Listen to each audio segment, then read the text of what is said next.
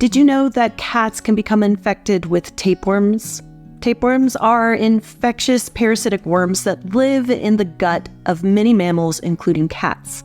My name is Dr. Sarah Wooten. I am a small animal veterinarian with over 20 years experience in veterinary medicine, and in this video, I will be teaching you everything that you need to know about tapeworms in cats.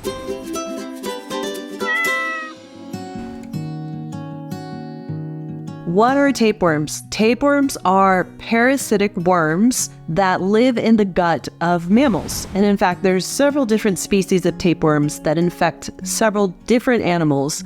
And cats also have their own specific tapeworms that infect them. Tapeworms, generally speaking, can grow very large and they can siphon off a fair amount of energy from their host. So it's a really good idea to keep your cat free of tapeworms. How do cats get tapeworms?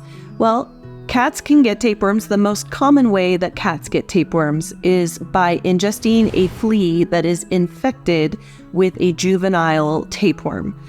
Tapeworms are a little weird. They require multiple hosts to complete their life cycle, and one of those hosts is a mammal, like a cat, and another of those hosts is a flea.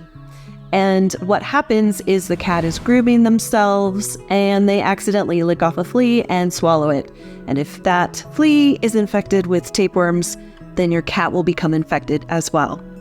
Cats can also become infected with tapeworms if they eat prey that are infected with tapeworms.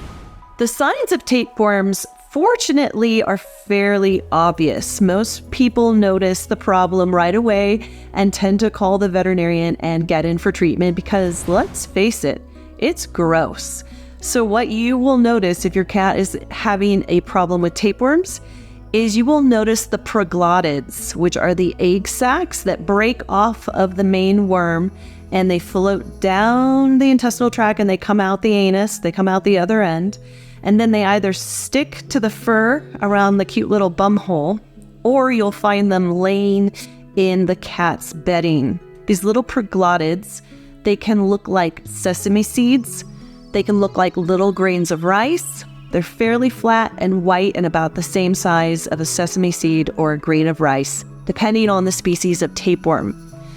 That is what is considered infectious, but it does require another host to develop to an infectious state for mammals. But it's pretty gross when you notice that. Also, a lot of times what you'll see with these animals is they have fleas. So the fleas, remember, are required to complete the tapeworm life cycle. So we'll often notice that these cats have tapeworms and they'll also have fleas. Another sign of tapeworms could be that your cat is licking excessively back there or dragging their butt across the carpet. Tapeworms can cause itchy butt syndrome. Perianal pruritus is what we call it, but you can call it itchy butt, and it can cause them to drag or lick excessively. So if you're noticing that, could be tapeworms, could also be an anal gland problem. Get your cat to a veterinarian to be seen. Tapeworms themselves don't tend to cause that many other clinical signs in cats unless the cat is very small or has a large number of worms. Those symptoms can include loss of appetite, vomiting, constipation, kind of your run-of-the-mill, there's something going on in the gut and we need to get it handled signs. But again, the most important sign that you're going to see are those proglottids that are coming out the back end. That is your cardinal sign that there's tapeworms and we need to get this handled. Tapeworms are diagnosed by a veterinarian by examining a fecal sample. They will test the fecal sample by mixing it with some specialized fluid. Then they will take the fluid and they will put it on a microscope. And they will look for actual eggs from tapeworms. They can also take those little rice grain segments themselves and smash those on a microscope slide and take a look at those as well. Fortunately, tapeworms are very easy to treat. They do require a specific type of dewormer that you get from your veterinarian. It's either one dose or it's a couple of doses.